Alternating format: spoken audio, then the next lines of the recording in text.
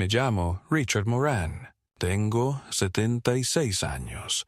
Y, hasta hace poco, vivía en una cabaña deteriorada por el clima en lo profundo de los bosques de Maine, un lugar tan remoto que el camión del correo se detuvo a mitad del camino de tierra y tocó la bocina hasta que salí a recogerlo. Ese lugar, esa tierra, era todo lo que me quedaba.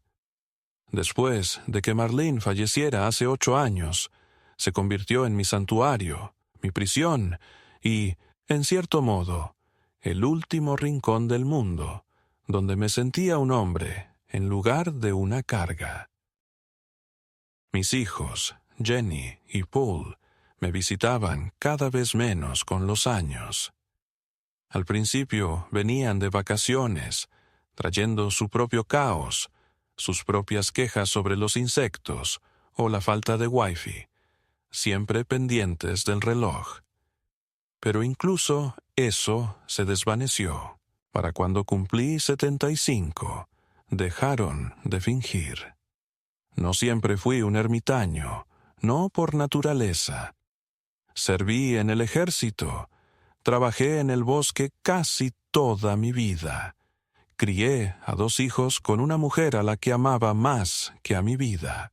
Teníamos una hipoteca, barbacoas, televisión por cable, vecinos que saludaban, peleas por las facturas, viajes al restaurante donde Marlene siempre pedía café, aunque no tuviera sed. Cuando murió repentinamente, un coágulo en los pulmones, según los médicos, rápido e indoloro, sentí como si alguien me hubiera arrancado todo el cuerpo. Vendí la casa en Augusta, tomé mi pensión y me refugié en lo único que entendía mejor que el dolor: el bosque. Marlene solía decir que el bosque me sentaba mejor que la mayoría de la gente, y no se equivocaba. A los niños no les gustó la mudanza. Jenny dijo que era irresponsable vivir tan lejos de un hospital. Paul me preguntó si estaba intentando ser un cliché. Viejo en el bosque, con una escopeta y rencoroso. Quizás sí. No les pedí permiso a ninguno de los dos, pero intenté mantenerme en contacto. Los llamaba en los cumpleaños. Les enviaba tarjetas de Navidad. Incluso me compré un teléfono inteligente, uno de esos modelos de botones gigantes pensados para personas mayores. Jenny me envió un mensaje de gracias. Paul nunca respondió. Estaban ocupados. Trabajos, hijos, estrés. Eso es lo que Jenny siempre decía. Se preocupaban por mí, por supuesto. Eso es lo que decían. Pero cuando necesité ayuda para reemplazar una gotera en el techo, nadie apareció. Cuando me rompí la muñeca limpiando un viejo tocón de árbol, conduje hasta la clínica, mordiendo un trapo para no desmayarme. No supe nada de ninguno de los dos durante semanas. Cuando llamé para decirles que me había fracturado un hueso, Jenny me preguntó: «¿Al menos aprendiste la lección?» Ese era el tono. Preocupación superpuesta a condescendencia. Y aún así, a pesar de todo eso, me aferraba a la idea de que tenía una familia, que quizá los años los habían vuelto fríos, pero no desalmados. Lo creí hasta aquel día de finales de septiembre, cuando Jenny me llamó de repente. Su voz era inusualmente alegre, quebradiza, con una dulzura ensayada que no me engañó ni un segundo. Dijo que ella y Paul habían estado hablando y creían que necesitaba un cambio de aires. Una escapada de fin de semana, lo llamó. Un lugar tranquilo, pero no demasiado lejos, solo un pequeño respiro del bosque. «Te recogeremos», dijo. «No necesitarás traer nada más que una mochila ligera. Te sentará bien, papá. Sospechaba. Claro que sí. Hacía años que no me ofrecían nada sin condiciones, pero una parte de mí, una parte cansada y solitaria, quería creer que quizá lo estaban intentando. Quizá se sentían culpables. Quizá recordaban que yo seguía siendo su padre. Me dije a mí mismo que no debía amargarme. Quizá era una rama de olivo. Así que preparé una pequeña bolsa de lona con una muda de ropa, mi medicación para la artritis, una linterna, una navaja y el termo que Marlene me había regalado en nuestra última Navidad juntos. La mañana que llegaron, Jenny salió de la camioneta con una elegante chaqueta negra y unas botas de diseño que se veían ridículas en el camino de entrada embarrado. Paul ni siquiera salió del coche. Me saludó brevemente con la cabeza desde el asiento del conductor, sin molestarse en mirarme a los ojos. ¿Estás listo?, Zrenia preguntó Jenny, sonriendo demasiado fuerte. El viaje fue silencioso, lleno del crujido de neumáticos sobre la grava y la tos ocasional de Paul. No dijeron a dónde íbamos. Pregunté una vez. «Es una sorpresa», dijo Jenny. «Tranquila». Así que me recosté, sintiendo el familiar nudo de miedo en el estómago. Después de un par de horas, el camino asfaltado dio paso a la grava, luego a la tierra, y pronto nos adentramos en un bosque desconocido. Paul finalmente se detuvo junto a un viejo sendero de acceso de guardabosques.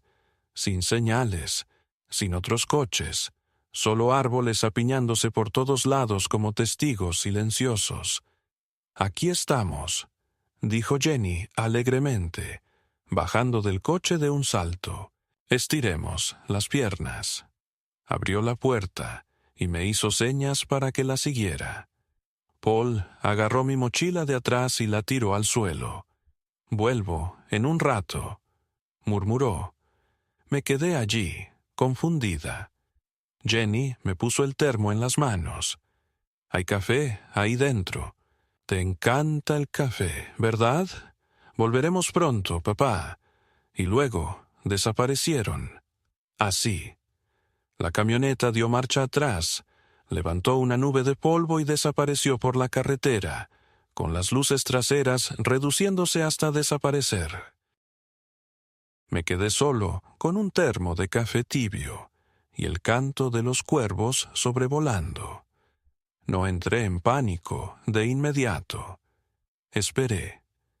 Me dije a mí mismo que habían ido a buscar provisiones o a explorar el sendero o cualquier excusa que justificara el disparate. Esperé una hora, luego otra. Las sombras se movieron. La temperatura bajó. No había señal en el teléfono, ninguna nota, ningún mapa, solo yo. Un hombre de 76 años con botas de montaña y una chaqueta ligera, solo en una parte del bosque que nunca había visto. Y ahí fue cuando me di cuenta. No se olvidaron de mí. Me dejaron deliberadamente, como basura, y por primera vez en años sentí que algo despertaba en mí. No tristeza ni miedo, sino algo mucho más antiguo, más frío y más agudo. Resolver. Creían que moriría ahí fuera, o que vagaría desorientado hasta que algún guardabosques o animal encontrara mis restos. Creían que podrían borrarme, silenciosamente, con precisión, y volver a sus vidas sin cargas. Creían que era débil. Se equivocaban. Las primeras horas transcurrieron lentamente, como la savia que gotea de un árbol herido. Me quedé allí, inmóvil, sosteniendo ese termo inútil con ambas manos, intentando forzar la sensatez en lo insensato. Hacía mucho tiempo que no me permitía sentir una confusión así. no la confusión de perder una herramienta u olvidar una fecha, sino la profunda y existencial confusión de una traición tan íntima que te paraliza. No dejaba de rememorar sus rostros, la sonrisa frágil de Jenny, el silencio impaciente de Paul, la forma mecánica en que me entregaron mis pertenencias, como Paul ni siquiera se molestó en apagar el motor. Conocía el bosque mejor que la mayoría de la gente conoce sus propios barrios, y sin embargo, algo en ese tramo en particular me resultaba desconocido, demasiado al norte, quizás, o simplemente demasiado lejos de cualquier lugar donde hubiera tenido motivos para estar. No había señales de senderos, ni cabañas, ni restos de campamentos, ni antiguas fogatas. Era, en todos los sentidos de la palabra, ningún lugar. Hice lo que siempre hacía cuando el mundo se desmoronaba: reflexionar. Tenía mi navaja, una linterna con pilas nuevas, una botella de ibuprofeno, un termo de café medio lleno, 2 barritas de granola que Jenny me había metido en el petate, y la memoria muscular de un anciano. El sol ya estaba desapareciendo. Sabía lo que eso significaba. Las noches en Maine, a finales de septiembre, eran implacables. Si quería sobrevivir la noche sin exponerme, necesitaba refugio, calor e, idealmente, algo de orientación. Caminé. Hubo un tiempo en que mi paso podía devorar kilómetros antes del desayuno. Ese tiempo había pasado, pero el instinto permanecía. Busqué tierra seca. Noté el musgo en la corteza de los árboles. Observé cómo se filtraba la luz a través del dosel. Seguí el lecho seco de un arroyo durante más de 1 hora, esperando que me llevara algo, cualquier cosa, hecho por el hombre. No fue así. Cuando el viento arreció, sentí la primera punzada real de frío. Mi chaqueta era lo suficientemente buena para caminar hasta el buzón, no para dormir bajo las estrellas en un bosque diseñado para sobrevivir a la gente. Encontré un grupo de abetos y recogí sus ramas caídas. Construí un cobertizo rudimentario y forré el suelo con agujas de pino. No era cómodo, pero era aislante. Me abracé las rodillas y me recosté, mirando un cielo demasiado despejado para mi comodidad, preguntándome cómo había llegado a esto. No dormí. El bosque no duerme, en realidad no. Cruje, susurra y murmura para sí mismo toda la noche. Y cada sonido se convierte en una pregunta que no puedes responder. ¿Era una rama o algo que pisaba? ¿Era viento o aliento? Un zorro se acercó una vez, curioso o molesto. Nos miramos y ambos decidimos que no teníamos energía para la confrontación. Alrededor de las 3 de la mañana, la temperatura bajó mucho y tuve que caminar en círculos para evitar que mis piernas se entumecieran. Fue entonces cuando lo comprendí de lleno, no el frío, sino la verdad. Mis hijos me habían traído aquí para morir. Eso no era una exageración, eso no era melodrama. Esa era la cruda realidad, sin comida, sin teléfono, sin transporte, sin explicación, solo una desaparición a cámara lenta. Tal vez incluso lo llamarían una tragedia. Tal vez le dirían a la policía que me había alejado. Lloraban en las noticias locales y decían que tenía demencia, que me había perdido en el bosque que decía amar tanto. Quizás ya lo habían hecho. Por la mañana estaba dolorida, hambrienta y furiosa, no solo con ellos, sino conmigo misma, por haberlo permitido, por creer, aunque fuera por un segundo, que podrían haber cambiado, que podrían verme como algo más que un obstáculo para su comodidad, o una herencia que no esperaban con impaciencia. Conocía gente como mis hijos. Había trabajado con hombres como ellos, eficientes, inteligentes, emocionalmente estériles. No me odiaban. Simplemente ya no podían usarme, así que me convertí en un problema logístico, una columna en una hoja de cálculo, una molestia.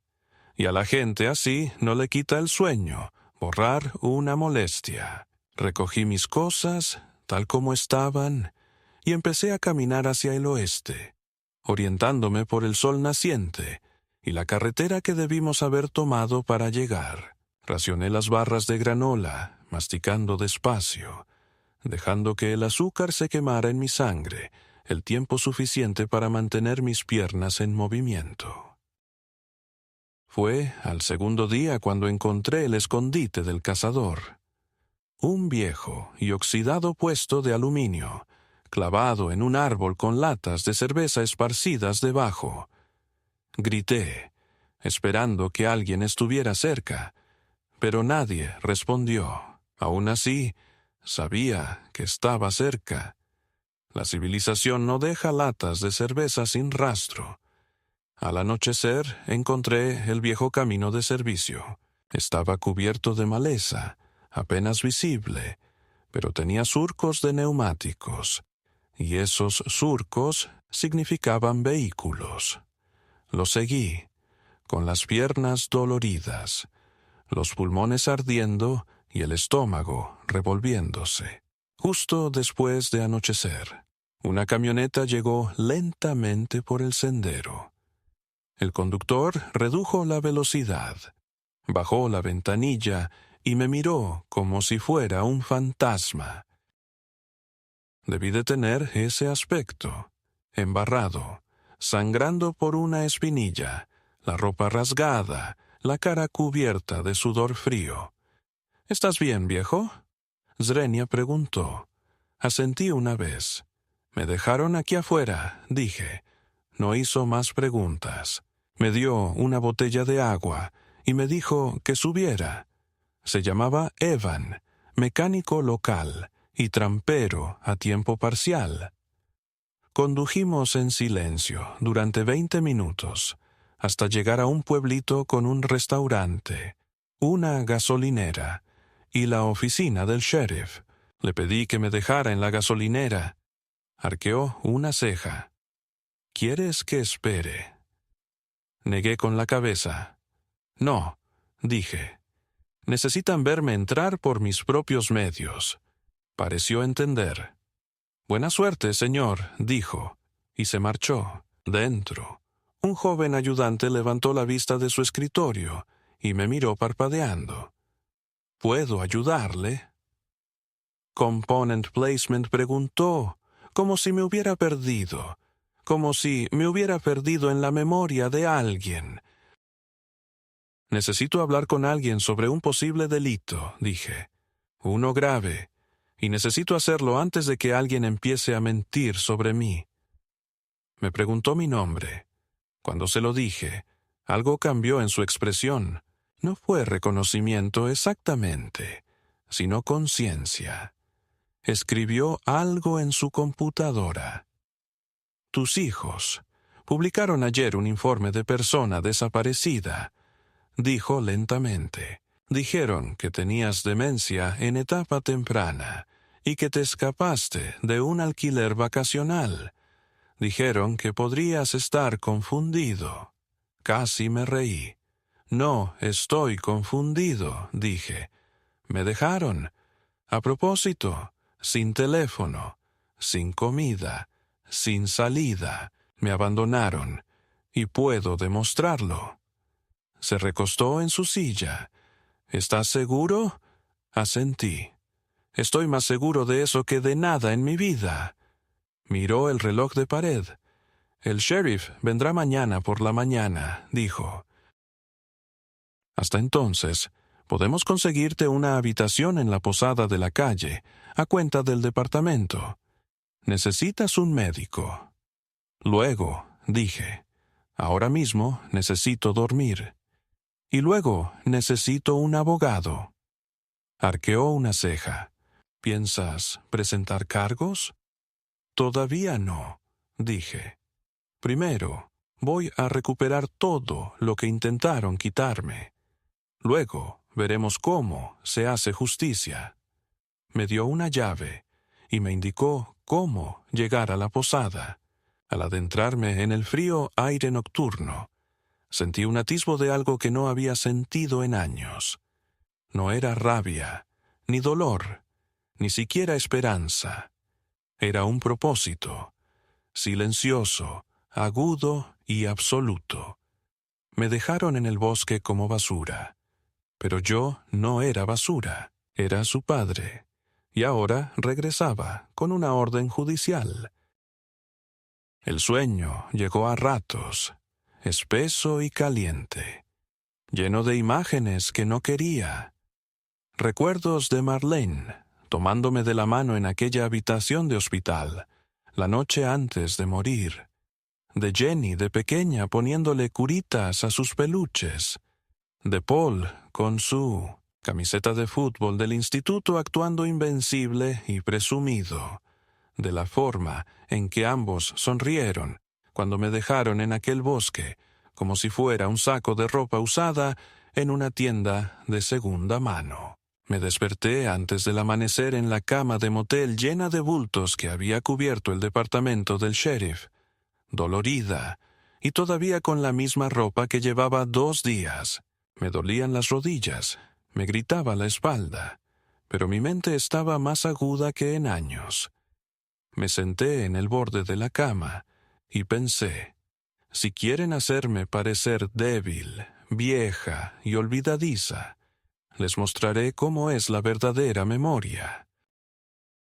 Me duché despacio, me vendé el raspón de la espinilla y bajé al restaurante que Evan me había indicado la noche anterior.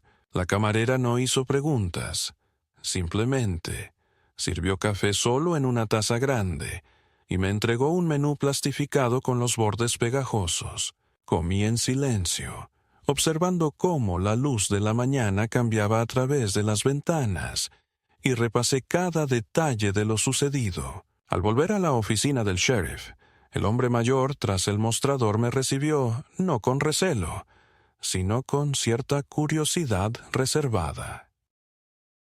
El sheriff Marks decía su placa, de pecho ancho, patillas canosas y una mirada que me decía que no toleraba muchas tonterías. Me invitó a su despacho, me escuchó sin interrumpirme, y, cuando terminé, se recostó y se frotó la barbilla. «Eso es grave», dijo finalmente. «Si lo que dice es cierto, es más que negligencia. Podría ser abandono delictivo, incluso fraude, dependiendo de lo que hayan hecho con su nombre o sus finanzas». Le entregué mi identificación y le expliqué todo el contexto, que mis hijos no solo me habían abandonado en el bosque, sino que previamente me habían manipulado para que les diera acceso a mis cuentas bancarias, que corrían rumores en la familia sobre transferir la escritura de mi cabaña, que Jenny una vez me había sugerido casualmente que considerara firmar un poder notarial médico por si acaso pasaba algo. Todo mientras me aseguraba que velaban por mis intereses. El sheriff Marks tomó notas, asintiendo lentamente. «Tiene motivos», dijo, «pero se necesitará algo más que su palabra para sostenerse en el tribunal. ¿Tiene algo escrito? ¿Correos electrónicos? ¿Mensajes de voz? ¿Registros financieros?» No los tenía conmigo, por supuesto, pero recordaba cada línea de cada conversación.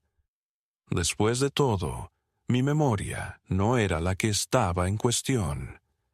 Hicimos un plan. Él elaboraría un informe de bienestar, y notificaría a la Fiscalía General de Maine sobre un posible caso de abuso de ancianos. Mientras tanto, yo regresaría a mi propiedad. Reuniría todos los documentos pertinentes y aseguraría cualquier prueba que pudiera demostrar influencia indebida o manipulación financiera. Llamé a un taxi local. Volví al pueblo, donde una línea regional de autobús me dejaría a mitad de camino a casa, y luego hice transbordo a otra ruta hacia el oeste. El viaje fue lento, agotador y cruel con los huesos, pero cada kilómetro que recorría me acercaba más a algo que creían que no me quedaba: determinación. Cuando finalmente llegué al límite de mi propiedad, todo parecía igual en la superficie. La vieja camioneta color óxido, aún oxidándose en la hierba alta, el correo todavía medio atascado en el buzón deformado, el aire aún impregnado de olor a pino y recuerdos, pero algo dentro de mí era diferente. Entré en mi cabaña con un sentido de ceremonia. Ya no era solo una casa, era la escena de un crimen, el registro de una vida que habían intentado borrar. Revolví el cajón donde guardaba copias de extractos bancarios, documentos de préstamos y el sospechoso poder notarial que Jenny me hizo firmar hace 6 meses, con el pretexto de ayudar a pagar las facturas de servicios públicos en línea. Cuanto más descubría, más clara se volvía la imagen. No solo eran negligentes, eran estratégicos, calculadores, depredadores. Encontré correos electrónicos. Jenny le había enviado un correo a mi asesor financiero haciéndose pasar por mí, solicitando saldos y autorizaciones de transacciones. Debió de adivinar la contraseña. Al parecer, Paul había gestionado que mis cheques del Seguro Social se transfirieran a una cuenta conjunta, sin pedirme permiso. Los había dejado entrar en mis cuentas porque eran mis hijos, porque confiaba en ellos, y se apropiaron de esa confianza y la destrozaron. Reuní todo: registros impresos, notas manuscritas, copias de formularios, y lo metí en una carpeta tan gruesa que apenas cabía en mi mochila. Al día siguiente, pedí cita con una abogada, Judith Lane, recomendada por un amigo veterano que la había recurrido a ella para una disputa de tierras. Judith tenía poco más de 60 años. Era perspicaz, sensata, y no pedía compasión. «Cuéntame qué pasó», me dijo, y lo hice. Cuando terminé, hojeó la carpeta en silencio. «Se han metido en algo feo», dijo. «Si nos damos prisa, podemos solicitar medidas cautelares. Podemos congelarles el acceso a sus cuentas, notificar a sus bancos e impugnar el poder notarial de inmediato». Firmé todo lo que me puso delante, no por venganza ni por orgullo, sino porque, si no actuaba ahora, ganarían por inercia. Judith levantó la vista después de que firmara el último formulario. «No es el primer cliente que he tenido que ha sido abusado por sus hijos», dijo, «pero puede que seas el primero en contraatacar lo suficientemente temprano como para que valiera la pena». La semana siguiente se desbordó: trámites judiciales, visitas al banco, declaraciones juradas, cartas certificadas, verificación de antecedentes. En un momento dado, estaba sentada en la sala de espera de mi cooperativa de crédito, cuando la gerente, una mujer llamada Lisa, que nos conocía a Marlene y a mí desde hacía décadas, salió y me dio un abrazo. «Intentaron decir que les diste un poder notarial porque estabas perdiendo la cabeza», dijo con voz temblorosa. Pero les dije sin rodeos: Richard Moran no pierde nada a menos que quiera. Esa noche lloré por primera vez en años, no de pena, sino de la pena silenciosa y acumulada de haber sido descartada tan fácilmente por las mismas personas a las que ayudé a venir a este mundo. Y entonces llegó la carta. La envió el abogado de Jenny, fría, crítica y mortificante. Me acusaba de comportamiento paranoico, de poner en peligro las relaciones familiares, e insinuaba que, si seguía buscando vías legales, considerarían contramedidas, incluyendo una alegación de incapacidad e inestabilidad psicológica. Fue entonces cuando comprendí la magnitud de su plan. No solo iban a robarme, iban a reescribirme, convertirme en un anciano confundido y senil, incapaz de gestionar sus propios asuntos, listo para ser encerrado, olvidado y expoliado por los fondos que quedaran. Me quedé mirando la carta un buen rato antes de coger el teléfono y llamar a Judith. ¿Qué opciones tenemos? Zrenia pregunté. No lo dudó. Lo hacemos público, dijo. Lo llevamos a los tribunales y nos lo tomamos como algo personal. Y así se definieron las líneas de batalla, no solo legales, sino morales. Porque no se trataba de papeleo, no se trataba de dinero.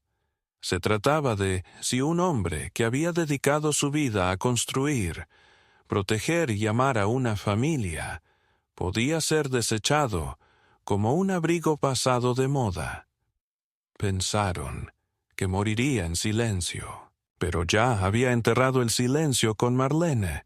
Lo que quedaba en mí ahora era fuego, y estaban a punto de aprender que cuando un anciano se pone de pie, significa que ha encontrado algo por lo que vale la pena luchar. Era casi poético lo silenciosa que estaba la sala del tribunal esa mañana. Ese tipo de silencio que se instala, no porque la gente esté tranquila, sino porque algo pesado está a punto de cambiar. Me senté en el largo banco de roble junto a Judith, vestida con mi mejor blazer, el que Marlene siempre decía que me hacía parecer una senadora jubilada, y esperé el momento que restauraría mi nombre, o lo sellaría tras una puerta etiquetada como incompetente. Frente a mí estaban sentados Jenny y Paul, ambos vestidos como si estuvieran asistiendo a un funeral, lo que supongo que en sus mentes era el fin de su plan fácil, el final de la historia, donde papá simplemente se desvaneció y les dejó todo a ellos. No me miraron. Jenny miraba su teléfono. Paul jugueteaba con sus gemelos, y podía sentir el calor de su desprecio incluso desde el otro lado de la sala. La jueza, una mujer delgada de cabello grisáceo y una mirada que podía agrietar el hormigón, declaró abierta la audiencia. Judith se puso de pie y expuso los argumentos, que me habían abandonado deliberadamente en un lugar remoto y apartado con el pretexto de unas vacaciones familiares, que mi acceso financiero había sido manipulado mediante un poder notarial dudoso, y que mis hijos ahora intentaban declararme legalmente incompetente, alegando falsamente deterioro cognitivo. Presentó nuestras pruebas, documentos, declaraciones de testigos, historiales médicos de mi reciente evaluación por 3 especialistas independientes, quienes confirmaron mi sano juicio. Reprodujo el audio de la llamada al 911 que Jenny había hecho 2 días después de abandonarme, con voz temblorosa, mientras me describía como senil, propensa a vagar, posiblemente peligrosa para mí misma. Fue una descripción calculada, ensayada y repugnante. El abogado de Jenny estaba a su lado, un joven elegante con un traje demasiado ajustado, que hablaba con refinada empatía, presentándome como un hombre que negaba su envejecimiento, un hombre reacio a recibir ayuda, irracionalmente desconfiado y, según él, paranoico. Se refirió a mi decisión de vivir desconectado como un síntoma, no como una preferencia. Leyó fragmentos de correos electrónicos donde había expresado mi frustración con el banco, con Jenny y con el proceso de navegar por la tecnología. Se considera un leñador, dijo el abogado, con un encogimiento de hombros condescendiente, pero sus decisiones lo ponen en un riesgo significativo. Mis clientes intervinieron no por codicia, sino por necesidad. Observé el rostro del juez, sereno e indescifrable, mientras el abogado seguía hablando sin parar. Judith no me interrumpió. Esperó a que terminara. Se levantó de nuevo y solo dijo una cosa. Su señoría, tenemos un vídeo de un área de descanso en la autopista a 20 millas del lugar donde dejaron al señor Moran, con fecha y hora de la mañana siguiente a su abandono. Lo muestra usando un teléfono público para contactar con la comisaría local. Tenía frío, estaba exhausto, pero coherente, sereno, y podía recordar los nombres completos y las fechas de nacimiento de sus hijos, su identificación militar y su domicilio. Presentamos esto como prueba no solo de su lucidez, sino también de su ingenio bajo presión. Reprodujo la cinta. No recordaba que me hubieran grabado. Había una cámara montada encima del teléfono que en ese momento pasó desapercibida. Pero allí estaba yo, de pie bajo la luz de la mañana, envuelto en una vieja chaqueta de franela, con la voz clara y las manos firmes. Vi cómo el rostro de Jenny se contraía al comprender lo que significaba. Cuando la jueza finalmente habló, no alzó la voz. Simplemente declaró que no había pruebas suficientes para sustentar ninguna alegación de incapacidad, que el poder notarial debía considerarse revocado debido a indicios de coerción y que se abriría una revisión financiera completa de las acciones de Jenny y Paul Moran con respecto al patrimonio y las cuentas de su padre. La sala no estalló, exhaló. Jenny le susurró algo áspero a su abogado. Paul simplemente miró fijamente la mesa frente a él. Judith se acercó y me dio un suave golpecito en la mano 2 veces, como quien quiere felicitar sin presunción. Y así, el punto medio de mi historia dio un giro hacia adelante. No hacia la victoria, todavía no, sino hacia una nueva dirección donde recuperé mi nombre, mi firma y mi voz. Más tarde, ese mismo día, entré al mismo banco, donde, unos meses antes, Jenny había intentado tomar el control de mi cuenta usando mi nombre. Esta vez, el gerente me saludó con un firme apretón de manos y me llamó de nuevo señor. Moran, no Richard, ni señor, sino por el nombre completo de un hombre que ahora sabían que no era títere de nadie. Cambiamos el acceso, cerramos las cuentas conjuntas y denunciamos la actividad sospechosa. Presenté denuncias. El proceso legal giraba lentamente, pero con seguridad. Ya no estaba defendiendo. Estaba construyendo mi caso, pieza por pieza, no solo para proteger lo que tenía, sino para finalmente afrontar la magnitud de lo que me habían arrebatado. no solo dinero, sino también tiempo, dignidad y presencia en mi propia familia. Llamé a un agente inmobiliario. La cabaña estaba pagada. No quería venderla. Demasiados fantasmas. Pero ahora sabía que debía eliminar todas las raíces en las que se habían enredado. Empecé a buscar un nuevo hogar, un lugar donde nadie pudiera venir a llamar con un poder notarial, un documento falsificado o una historia conmovedora sobre que papá ya no recordaba nada. Encontré un apartamento modesto al otro lado del condado, con vistas a un parque, cerca de una biblioteca. Empaqué lo necesario: las cartas de Marlene, mis diarios, mis herramientas, algunas fotos nuestras de cuando éramos jóvenes y aún creíamos que el futuro se daría solo. El resto lo dejé atrás como piel mudada. No les dije a Jenny ni a Paul que me mudaba. No hacía falta. Lo sabrían pronto, cuando la cuenta bancaria sonara vacía en su app, cuando las llamadas a mi antiguo número sonaran con un tono de desconexión, cuando se dieran cuenta de que no solo era inalcanzable, sino que ya no me interesaba. Sabía que eso les haría más daño que cualquier demanda, porque para gente como ellos, el poder solo importa cuando saben que pueden contactarte. Mi silencio, ahora deliberado y lleno de significado, era un muro que ya no podían escalar.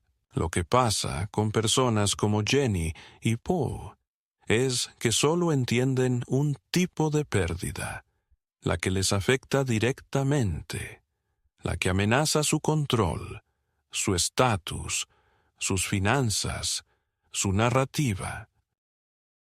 Cuando el tribunal falló en su contra y se revocó el poder notarial, no desaparecieron como yo esperaba. Se retractaron, como animales acorralados, lo suficientemente inteligentes como para darse cuenta de que habían subestimado a la única persona que siempre habían creído demasiado pasiva, demasiado agotada por el dolor y el tiempo para defenderse.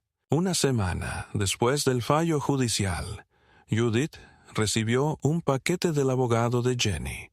No una disculpa ni una propuesta de acuerdo, sino una nueva demanda, esta vez alegando que me había convertido en un peligro para mí misma y posiblemente para los demás, que había mostrado signos de agresión creciente, sospecha delirante y comportamiento obsesivo.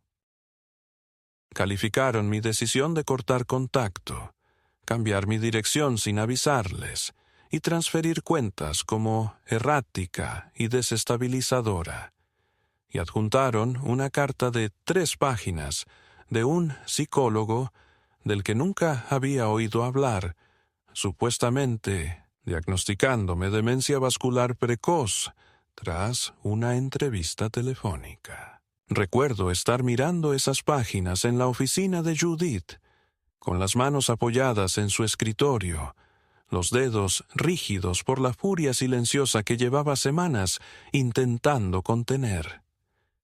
«Esto es un montaje», dije. Judith asintió. «Es una chapuza, pero es peligroso. Si esto cobra fuerza, tendremos que volver a presentar una defensa con pruebas completas. No solo intentan ganar, intentan desprestigiarte tanto que incluso la victoria te deja manchado». Presentamos una demanda inmediata y exigimos que el psicólogo compareciera ante el tribunal. Nunca lo hizo. Resultó que Jenny había pagado por un servicio informal de evaluación cognitiva, una de esas clínicas digitales de pago que producen cartas modelo para familias preocupadas. No tenía validez legal, pero la maniobra bastó para frenar el avance. Mientras tanto, Paul tomó su propio camino. Se presentó en el banco una mañana e intentó retirar fondos de la cuenta que acababa de cerrar. Cuando le dijeron que la cuenta ya no existía, supuestamente se puso agresivo, gritando que tenía derechos, que su padre no estaba en sus cabales y que habría consecuencias legales. Habían asumido, quizás con razón, considerando el hombre que había sido durante la mayor parte de mi vida, que eventualmente cedería, que me cansaría del papeleo, las audiencias, el esfuerzo, y me replegaría en la fragilidad con la que siempre habían contado. Pero lo que no comprendieron fue que, una vez abandonado en el bosque por quienes criaste, el daño que pueden hacerte tiene un límite. Lo que queda es determinación, pura, limpia y endurecida por el fuego. Contraté a un contable forense. Quería saber exactamente qué habían hecho durante esos meses que tuvieron acceso conjunto a mis fondos. Lo que resultó fue peor de lo que esperaba. Jenny había transferido más de $18,000 de mis ahorros a una cuenta de inversión que ella controlaba, enmascarado bajo un supuesto proyecto de mejoras para el hogar para el beneficio de papá. Paul había desviado un poco más de $9,000 a través de retiros de cajeros automáticos, repartidos en 2 estados, usando mi tarjeta duplicada. Había facturas de restaurantes, compras en línea, vuelos, estancias de hotel, nada de lo cual tenía nada que ver con el cuidado o la asistencia. Judith presentó una demanda civil por restitución, fraude y abuso financiero de ancianos. Les notificamos ambos simultáneamente. Jenny en su oficina durante una reunión de departamento. Paul en su casa por un notificador judicial que, según se informa, lo encontró en bata de baño gritándoles a sus hijos. Esa parte no me dio alegría, pero me dio un cierre. La escalada no terminó ahí. En un último acto de desesperación, intentaron involucrar a los servicios de protección de adultos. Recibí una visita sorpresa en mi nuevo apartamento de una trabajadora social llamada Tanya, una mujer paciente e inteligente, que claramente esperaba encontrar a alguien beligerante o incoherente. Lo que encontró fue a un anciano tomando té, leyendo un ejemplar desgastado de El Viejo y el Mar, con las facturas pagadas, la medicación organizada y un plan de comida semanal pegado en la nevera. Nos sentamos y hablamos durante casi 1 hora. Me hizo preguntas sobre mi rutina, mi red de apoyo, mi comprensión de la actualidad. Respondí a cada una con calma y claridad. Al final, cerró su cuaderno y dijo: «Espero que no te lo tomes como algo personal». Recibimos llamadas como esta con más frecuencia de lo que crees. Familiares que intentan señalar preocupaciones que tienen más que ver con la herencia que con el bienestar. Asentí. No quieren ayudarme, quieren reemplazarme. Me dio una tarjeta de visita y me dijo que podía llamarla cuando quisiera. Nunca regresó. El punto de inflexión llegó 2 meses después, cuando recibimos una contrademanda del abogado de Jenny, quien intentaba congelar todos mis bienes restantes con el pretexto de una tutela. La demanda se presentó en otro condado, quizá con la esperanza de que no me diera cuenta a tiempo. Judith la detectó en un día. Solicitamos al tribunal la desestimación, alegando acoso, y adjuntamos declaraciones juradas de 3 profesionales médicos, incluido mi médico personal, que testificaron sobre mi agudeza mental y mi independencia funcional. También incluimos la auditoría forense completa que mostraba exactamente cómo Jenny y Paul habían utilizado mis fondos. El tribunal no solo desestimó el intento de tutela, sino que emitió una orden de alejamiento que les impedía presentar solicitudes similares sin autorización previa. Pensé que ese podría ser el final, que finalmente, al enfrentarse a los crecientes costos, las derrotas legales, la vergüenza pública, lo dejarían ir. Pero el narcisismo rara vez muere en silencio. Jenny comenzó a contactar a conocidos en común, antiguos vecinos, amigos de la iglesia, incluso primos lejanos, diciéndoles que me había vuelto paranoico, aislado, desagradecido. Me pintó como un hombre que había perdido el contacto con la realidad, que ahora estaba siendo manipulado por un abogado sospechoso y pasando sus últimos años amargado y solo. Algunas personas me llamaron, confundidas, preguntándome qué estaba pasando. Les dije la verdad, con calma y sin adornos. La mayoría me creyó. Algunos no, pero para entonces había aprendido la libertad de ya no necesitar que todos te entiendan. Alquilé un trastero y trasladé allí las últimas pertenencias de Marlene, sus álbumes de fotos, sus vestidos, su costurero, la caja de música que solía enrollar los domingos lluviosos. No soportaba mirarlas todos los días. No, mientras mi mente estuviera ocupada con documentos legales y traiciones, pero tampoco podía dejarlas atrás. Empecé a pasear por la orilla del río temprano por la mañana, saludando con la cabeza al mismo anciano que alimentaba a los patos, a la mujer que corría cojeando, a la joven cajera que fumaba en el banco durante su descanso, y siempre me ofrecía un saludo silencioso. Estas personas no sabían mi nombre, y eso me daba paz. Cuando llegó la fecha de la declaración, miré a Jenny a los ojos por primera vez en meses. Al principio evitó mi mirada, pasando páginas, hablando con su abogado, fingiendo estar por encima de todo. Pero durante un receso, cuando nos quedamos solos un momento fuera de la sala de conferencias, se volvió hacia mí y dijo: «Sabes que esto no es lo que mamá hubiera querido». La miré sin pestañear. «No te atrevas a pronunciar su nombre como si te diera una excusa». Jenny tragó saliva con dificultad. «Una vez me dijo que eras testaruda, que nunca sabrías cuándo soltar».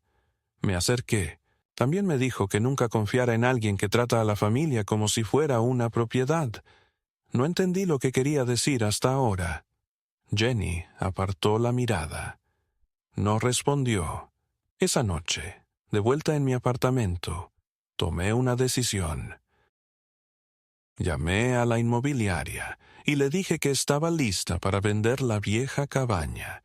No quería. La verdad es que no. Guardaba demasiados años, demasiado secos. Pero ahora entendía algo nuevo. La casa se había convertido en un campo de batalla, un símbolo de propiedad y legado. Algo que mis hijos creían que les daba derecho a dominarme.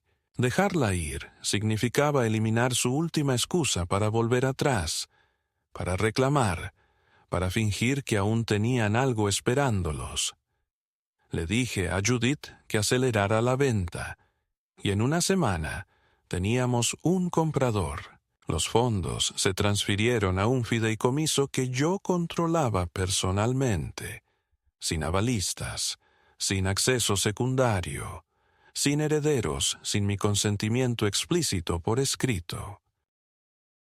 Ya había actualizado mi testamento, mi poder notarial, mi poder médico, todo limpio, todo protegido, todo presenciado y notariado. Incluso había nombrado a un fiduciario profesional para que se encargara de todo, cuando llegara el momento. Mi familia, en lo que a mí respecta, terminó en ese bosque. Lo que vino después fue solo mío, y aún así, a pesar de todo, seguía soñando con Jenny de niña. Cómo me tomaba de la mano al cruzar la calle, cómo lloraba la primera vez que se le rompía un crayón, cómo me susurraba, «Te quiero, papi», al otro lado de la puerta después de arroparla. No creo que esos recuerdos fueran mentiras. Creo que la gente cambia. O quizá se revelan con la presión de la edad adulta, cuando la compasión se vuelve incómoda y la herencia empieza a parecer más una oportunidad que un legado. Sea como fuere, había hecho las paces con una última verdad tácita, que moriría sin reconciliación, sin el calor de la familia reunida a mi lado, sin el cuadro sentimental que prometían las películas y las tarjetas de felicitación. Pero moriría libre, sin ser manipulada, sin ser reclamada y sin doblegarme. Eso, al final, fue suficiente.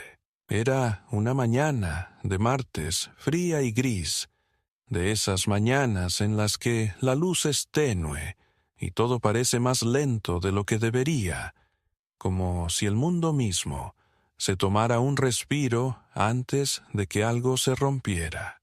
Estaba sentada en la mesa de la esquina del café cerca de mi apartamento, la del suelo de madera deformado bajo la ventana y la camarera que siempre recordaba cómo tomaba el té. El periódico estaba cerrado frente a mí. El vapor de mi taza ascendía en espiral y desaparecía justo cuando se formaba. Llevaba toda la semana esperando la llamada de Judith, y cuando mi teléfono por fin vibró contra la mesa, no me inmuté. Lo cogí, lo acerqué a mi oído y no dije nada. La voz de Judith era nítida, pero algo en ella me hizo apretar el asa de mi taza. «Están impugnando la venta», dijo sin dudar, «y han presentado una moción de emergencia para detener la transferencia de activos, alegando angustia emocional y obligación familiar». No dije nada, me limité a escuchar, sabiendo que lo que vendría después no sería una sorpresa, solo una confirmación. Han presentado una nueva declaración jurada en la que afirman que te están manipulando para que liquides la herencia, que estás bajo la influencia indebida de tu representación legal y que la cabaña es una propiedad familiar sagrada que debe permanecer en posesión de la familia. Incluso han ofrecido comprar tu parte por una fracción del valor tasado para evitar que caiga en lo que llaman manos ajenas. Sentí algo revolotear en mi pecho, no ira. La ira hacía tiempo que se había disipado, sino una especie de desprecio tan intenso que me dejó paralizada. Judith continuó. Es una táctica. Esperan retrasar la venta, quitarte tiempo, obligarte a llegar a un acuerdo. Pero la jueza aún no ha concedido la moción de emergencia. Ha convocado una audiencia final presencial, con asistencia obligatoria para todas las partes. Está fijada para el viernes. Asentí a nadie. Allí estaré, dije. Ya no tienes que convencerme. Quieren enterrarme viva entre papeleo, ahora que el bosque no me llevó. Los 3 días siguientes pasaron como un lento caminar sobre grava mojada. Releí cartas viejas. Escribí un Nuevo Testamento solo por el simbolismo, y extendí un traje nuevo en el respaldo de mi sofá como un uniforme antes de una misión final. No ensayé lo que diría. No lo necesitaba. La verdad no requiere coreografía. Cuando llegó el viernes, llegué temprano al juzgado. Judith ya estaba esperando. No intercambiamos charlas intrascendentes. Me miró, asintió una vez y me condujo adentro. La sala de audiencias estaba casi llena, no de espectadores, sino de funcionarios, secretarios, funcionarios del tribunal, un reportero del área legal local que se había enterado del caso después de que la denuncia por abuso de ancianos se hiciera pública. Jenny y Paul entraron 10 minutos después. Paul llevaba un traje que le quedaba demasiado ajustado en la barriga. Jenny, un jersey de cuello alto beige y unos ojos sombríos que intentaban proyectar sinceridad, pero no lo conseguían al escrutinio. Evitaban mi mirada. La jueza, la misma de antes, tomó asiento e hizo un gesto para que el secretario leyera la moción. Las palabras salieron estériles y formales. Solicitud de suspensión de la venta de la propiedad a la espera de una revisión adicional de los derechos y obligaciones familiares. Alegación de coerción, daño emocional, estado mental controvertido. Cuando la jueza se giró hacia Judith, ésta se puso de pie y asestó el golpe sin contemplaciones. Su señoría, esta no es una moción para preservar un legado familiar. Es un intento desesperado por mantener el acceso a propiedades y activos que ya han sido utilizados sin consentimiento, apropiados sin transparencia y que ya no están disponibles para su explotación. El señor Moran no está mentalmente incapacitado, no está siendo manipulado, está aquí y está listo para hablar. La jueza se volvió hacia mí. «Señor Moran», dijo con tono sereno, «tiene la palabra». Me puse de pie lentamente, no porque fuera débil, sino porque quería que todos sintieran el peso del momento. No usé notas, no las necesitaba. Tengo 76 años, comencé, y he enterrado a la única persona que alguna vez me amó sin cálculo. Desde entonces me han tratado no como un padre, sino como una molestia. Mis hijos, a quienes crié con integridad, me dejaron solo en el bosque y lo llamaron cuidado. Tomaron mi dinero y lo llamaron asistencia. Falsificaron mis intenciones y lo llamaron protección. He pasado el último año demostrando que no soy lo que dicen que soy, ni confundido, ni paranoico, ni inestable. Lo que soy es libre. Lo que soy es cansado. Y lo que quiero es no tener que defender nunca más mi derecho a existir sin que me cosechen por partes. Me giré para mirarlos, por primera vez, de lleno. Jenny, Paul, me abandonaron una vez con el ruido de neumáticos sobre la grava. Ahora intentan hacerlo de nuevo con firmas y jerga legal. No les pido disculpas, les pido silencio. Silencio definitivo. Suéltenme. Ya los dejé ir. Hubo una quietud posterior que no invitaba a la refutación. Incluso el aire parecía reacio a agitarse. La jueza juntó las manos y habló con esa firmeza mesurada que impedía el debate. El tribunal no encuentra fundamento en la moción de emergencia. La propiedad en cuestión no es una reliquia familiar sagrada. Es un bien de propiedad conjunta, legal y íntegramente a nombre del Señor. Moran, sin restricciones.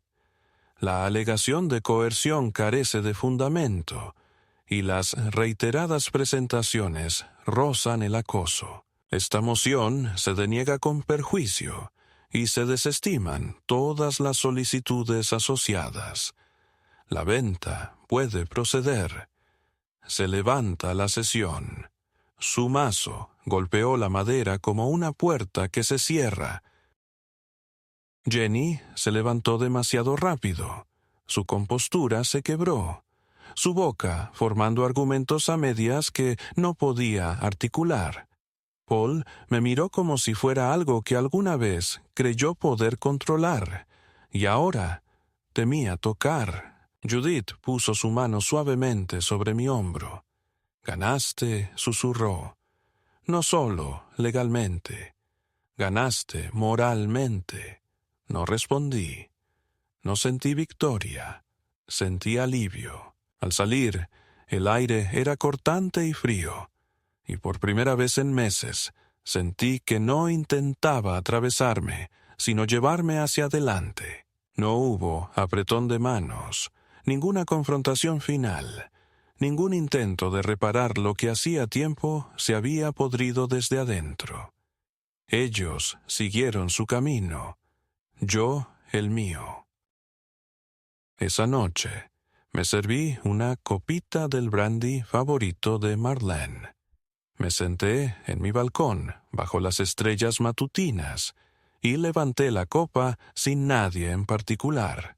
No por venganza, ni siquiera por justicia, sino por la supervivencia, por la claridad, por el tipo de silencio que finalmente se siente como paz. Los días siguientes transcurrieron lentamente, sin tensión ni temor, sino con una especie de finitud agotada, como si la vida misma comprendiera que la tormenta había pasado, y me diera tiempo para recuperar lo que quedaba de mí. Completé la venta de la cabaña sin fanfarrias.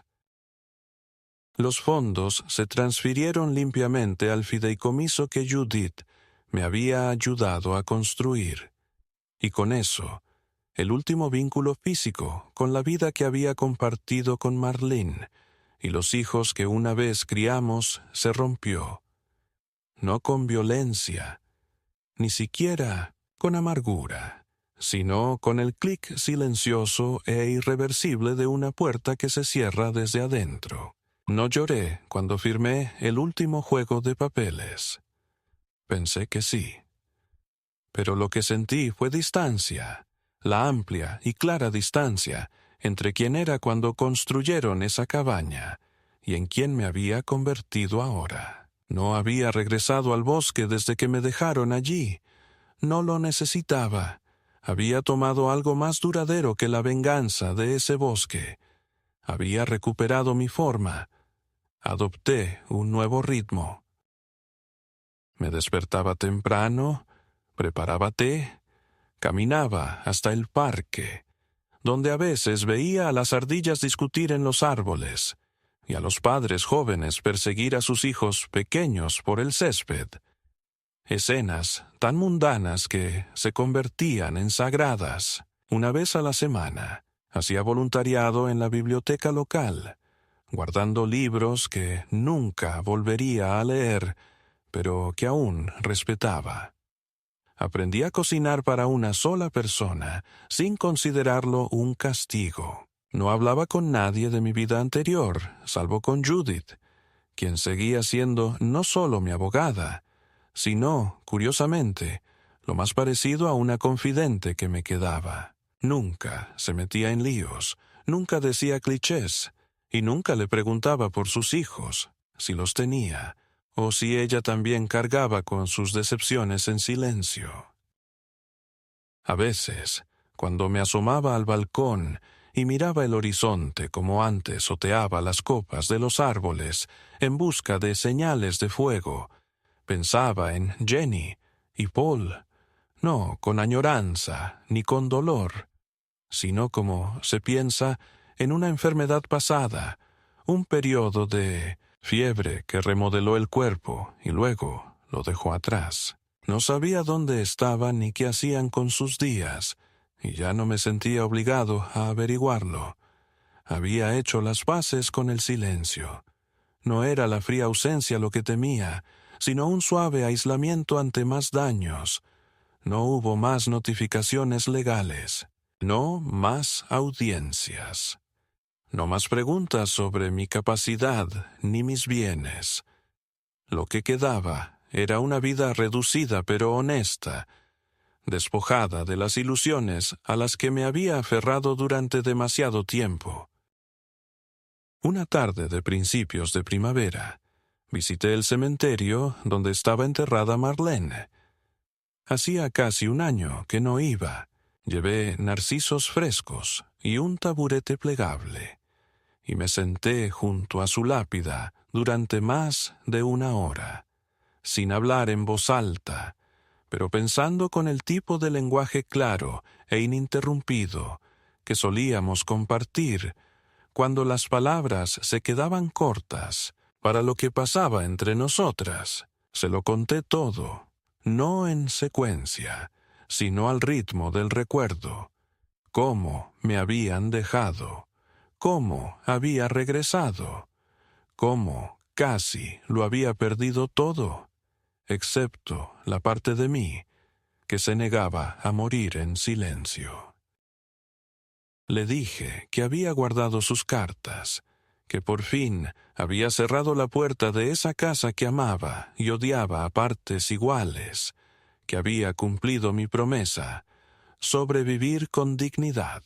Imaginé su sonrisa entonces, no de aprobación ni de orgullo, sino de comprensión.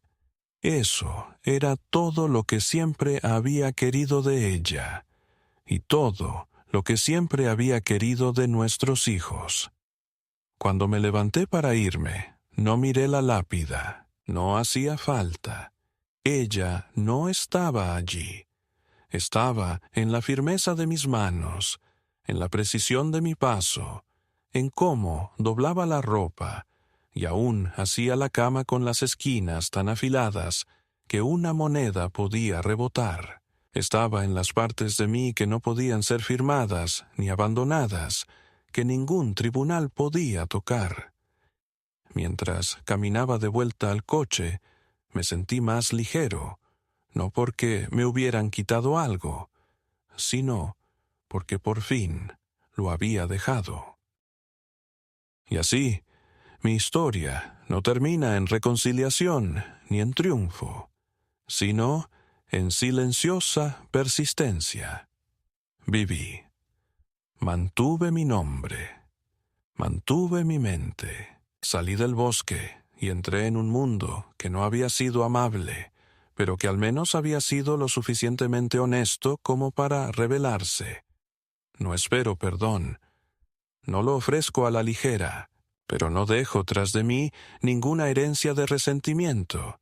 Solo un registro, un rastro marcado no con sangre, sino con resistencia, en el recuerdo, en la verdad tácita, de que un hombre no está acabado hasta que decide que lo está. Intentaron acabar conmigo, y dije que no,